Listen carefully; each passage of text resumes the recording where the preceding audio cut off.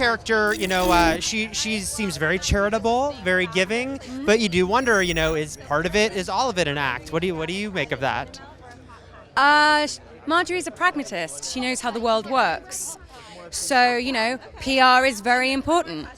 So she's just aware of that. Is that kind of fun for you? Because in some ways she's a very sort of modern politician. She knows how to sort of work the room.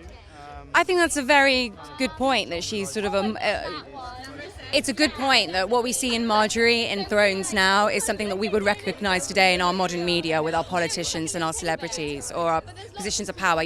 She's vying to be First Lady. That's what she wants to be. Margaery wants to be First Lady. So, or, you look at anyone who's trying to win over the populace. It doesn't mean she's necessarily insincere in her hopes of helping people less well off than herself. Doesn't mean she's insincere at all. It just means that she's also practical about what she's doing and savvy. The person that she's trying to be First Lady, as it were, with, of course, Joffrey. Very interesting character. What does she make of Joffrey, do you think, underneath it all? The interesting thing about Margaery and the Tyrell family in general in season 3, at the start of it, is they don't really know what Joffrey is. The audience forget this because the audience have seen Joffrey, they've seen how nasty he is, but you have to remember that the Tyrells don't really know what Joffrey is or how he is. So they're on a very steep learning curve. They're trying to get all the information they can when they get to court to try and work out the lay of the land. So Margaery doesn't actually know.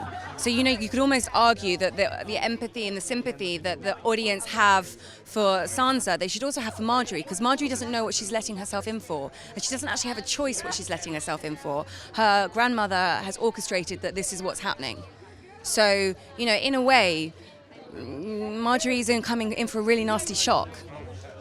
And we're going to meet more of Margaery's family this season, right? Yes, you're totally going to meet more of her family. You're going to meet the Queen of Thorns, played by the amazing Diana Rigg. And you realise that when you meet Olenna, you realise why Margaery is the way she is, because Margaery is the protege of her grandmother, sorry. Totally the protege. What does Margaery make of Sansa, who obviously, she kind of took over her position? Sophie, who plays Sansa, and I were talking about this the other day.